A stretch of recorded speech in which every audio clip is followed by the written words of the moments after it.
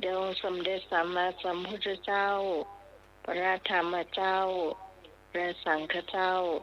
อันเป็นสรณะที่พึ่งของหมู่เฮาทุกคนขอกล่าวไว้สาพระครูปริยัติยานุศาสตร์ที่ปรึกษาเจ้าคณะอำเภอเมืองเชียงใหม่เจ้ากล่าวไว้สาพระครูสมุวิสุวัตวรกิจโจผู้อำนวยการสถานีคลื่น104.50 เมกะเฮิรตซ์เจ้าวาดวัดฝาหินเจ้ากล่าวไว้สาพระอาจารย์สมัครยานสีโลผู้ช่วยเจ้าวาดวัดฝาหินเจ้าเจ้าหน้าไม้กล่าวไว้สาพระอาจารย์เอารักประโยชน์นันต์เจ้าวัดสันเหนือเจ้าสวัสดีโยมพี่ตัวเดียหนุ่ยสว่างเมฆเจ้าครับสวัสดีครับผม แล้วก็สวัสดีคุณผู้ฟังต่างบ้านทุกคนทุกท่านที่กำลังเข้าฟังรายการธรรมะคลายเครียดอยู่ในขณะนี้นะเจ้า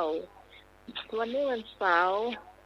เรากลับมาพบปะกันเหมือนเช่นเคยโดยทีมธรรมะคลายเครียดแต่กับข้าเจ้าพิสมัยสุริยดรเจ้ามาเป็นผู้ดำเนินรายการในช่วงนี้เจ้าทวนเสาร์และวันอาทิตย์เราจะมาพบปะกัน3 ทุ่มถึงเที่ยงคืนเจ้าเพื่อไม่ให้เสียเวลาอาจารย์สมัครก็รออยู่แล้วที่สถานีเจ้านิมนต์เจ้า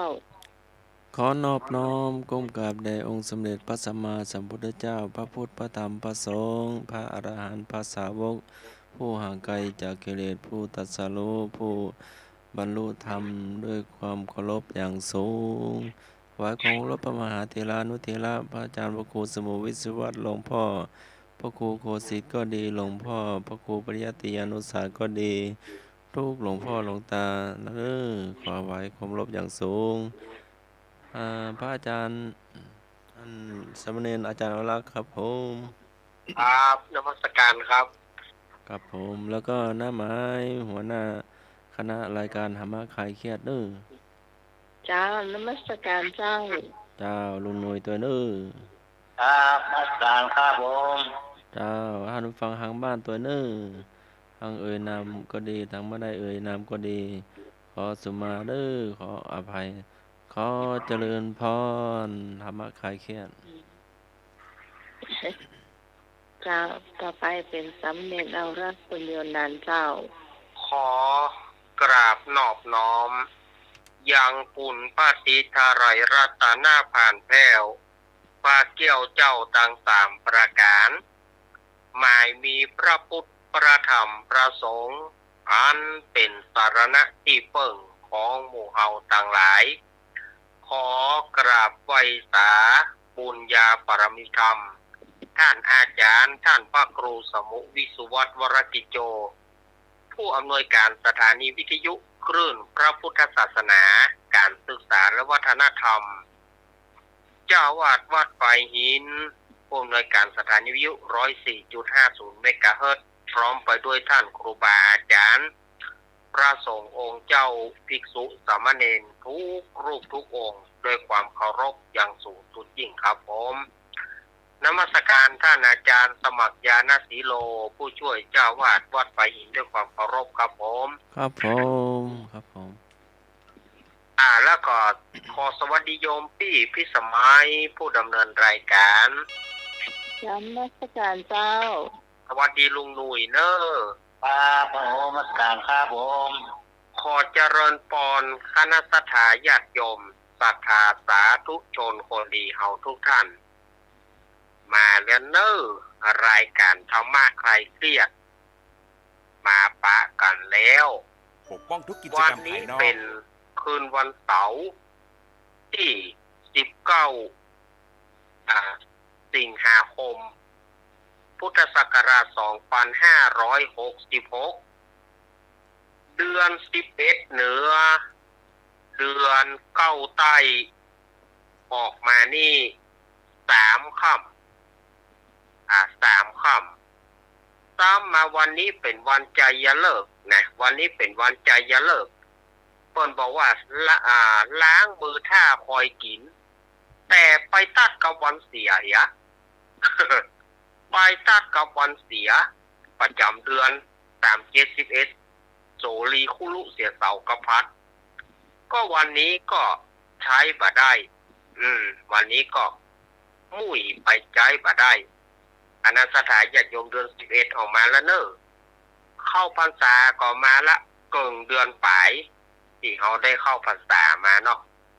ประเด็นนี้หลายวัดหลายวาก็ยังคงจะมีรถด่วนขบวนพิเศษมีงานเทศธรรมะสัญจรคณะธรรมทูตสัญจรต่างๆในช่วงเข้าพรรษาเนี่ยก็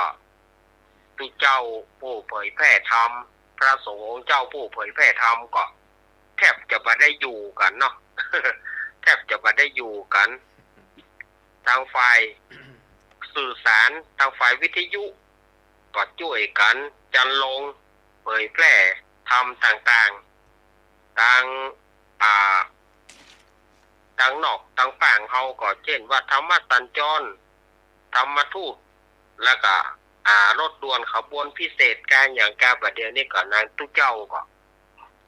ที่เผยแพร่ธรรมก็ไปกันบ่เว้นแต่ละวัน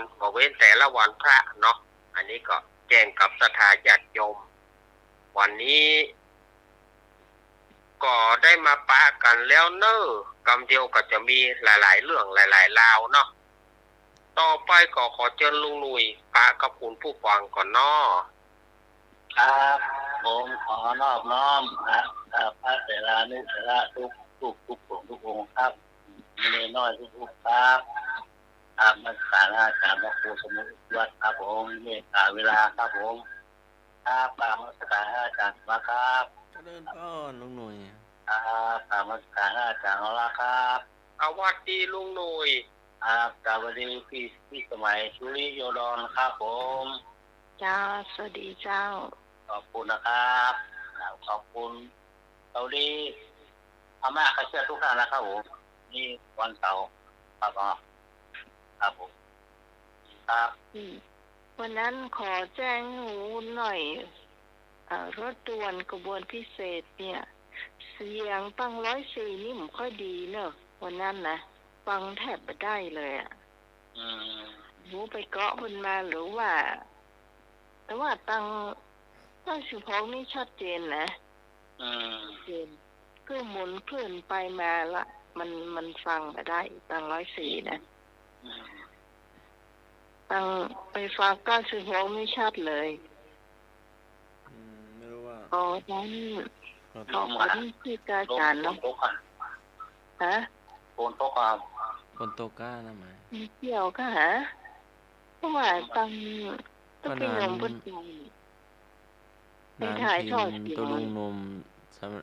ตุตะวันก็เน้นแดงก็ช่วยกันเต็มที่เสียงเบาลงกันเสียงเบากัน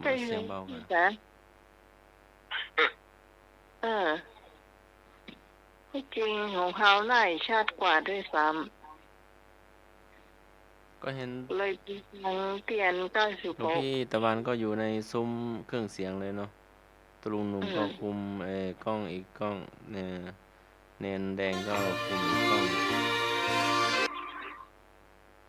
นานทีนก็คุมดูแลรถ905322658เจ้า053226058เจ้าช่วงของตายเพลงเนาะต้องถามเพลงก่อนนะเจ้าตายเพลงเนี่ยตาย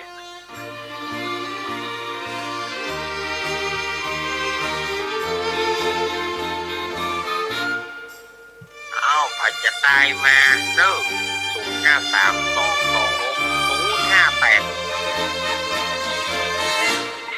ไม่ต้องถามว่าฉันเป็นใครเมื่อในอดีตและไม่ต้องถามว่าอดีตฉันเคยรักใครรู้ไว้อย่างเดียวนี้รักเธอและรักตลอดไปรักมากแค่ไหนกำหนดวัดได้เท่าดวงใจฉัน อย่าเพียงถามว่าฉันจะรักเธอนานเท่าไรฉันตอบไม่ได้ว่าฉันจะรัก เอาลุงนุ้ยเป็นยังอ่ะ ชั่ว นุ้ กาย ลนิรันดร์ โปรดจะถามว่าฉันเป็นใคร เพราะชีวิตฉันคงไม่ยืนยาวไปถึงป่านนั้น ผู้เทพวงศ์กำแหง รู้แต่เพียงฉันหมดสิ้นรักเธอเมื่อฉันหมดล โปรดจะถาม ม ว่าฉันมีเงินเท่าไหร่ บอกได้เยอะเกิน10 บาท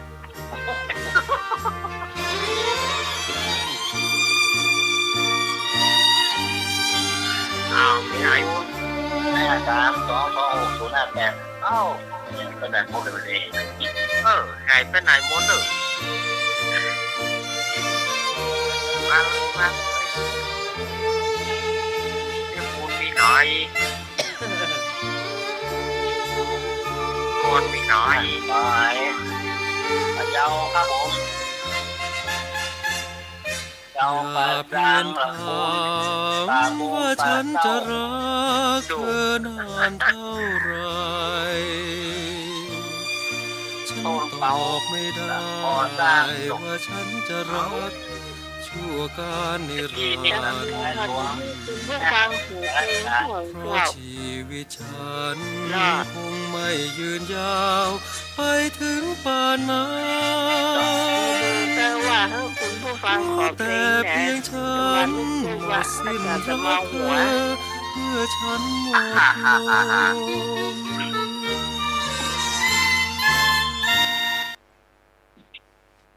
ครับผ เฉ ม ลี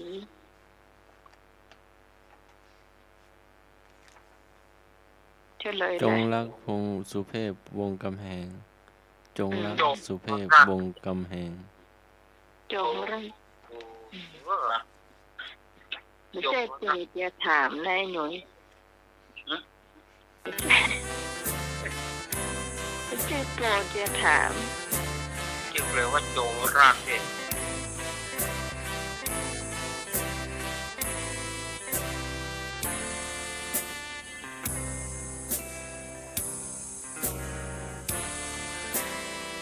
วันนี้ไปทางใดกันหมดเนาะวันนี้ผู้ตายเพลงแต่เงียบปิ้ง กลูเซนาพลัสกลิ่นธัญพืชมีค่าดัชนีน้ำตาลต่ำผสมยา แค่นั้น ริมฝั่งน้ำมะลิสาอมาตยกุล สุนทรภ จ ร บละจบละ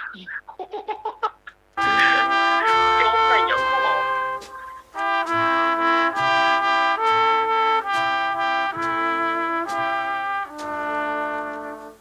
ลมฤดูร้อนแห่งเดือนเมษาทอนพัดมาพายร้อนแร อ้าว ง มาแถมตายมาแถม ลมหายใจ วันนี้ แรงทน ปลาเศร้าก็หายปลาตานก็หายพะเยาก็หายไปทางใดหมดแฮะแหว ปลาบุ้งก็หายปลาเปา ร้อนเปล่าเคยได้ฟัง จากนอกจากก็ ฝากสัมพันธ์คำมั่นสัญญา แม่ย่อย แม่ตัวพีด รักร้อนแรงแฝงล แบบ ม สีทุกวันหรอ นี่เรียกสูน้ำเหลือน่ะแห่งศรัทธาดีใจยังชอบ ปากคอ แม่ลูกพี่น้องมาก็ชอบ วางสวงล้ำเลย มาเลยเนอะมาเลยมาเลย ที่เชยชมทั่วไป ดังลอยคล้อยชมวิมาน ยายพรตายมาก็ได้เลยยายพรเนอะ กอดกายไว้เคียงใกล้ ทำมารับด้วยนะ ยายพรตายก็ต้อง ในฤดูร้อนแห่งคืนทิมหันใต้แสงจันทร์งามทั่วทุกทา ใต้ ง แสงจันทร์แห่ง รักร้อนรนหาคนคลอรั ดับร้อนพลางลืมฝัน ไอเอกมาไอพงมา สายเพลงนี้เฮามันเกิดเพื่ออะไร โอ้โหปัดตัวเละ มนต์รักฤดูร้อนสุเทพวงศ์กำแหง โอ้ต่อ มนต์รักฤดูร้อน เนาะ โอ้โห ลุงเสื้อกลางหัวเนาะ มนต์รักฤดูร้อนโอ้มันอยู่ไหนกำได้นะฮ้อนเนาะ ตอน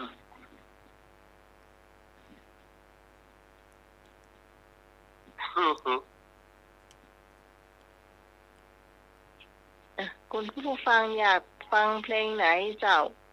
เป็นรายการเนอะโทรเข้ามาได้เลยเจ้า เมื่อมีเวลาไปเดียวนี่คนละ1เพลงเนาะ เอาคนละ1เพลงเนอะ05322058 เมื่อเวลาเนี่ยเจ้า เมื่อเวลาอันนี้แปลงใจลายคือกันแล้วนะ ครับ แปลงใจคือกันขนาดนัก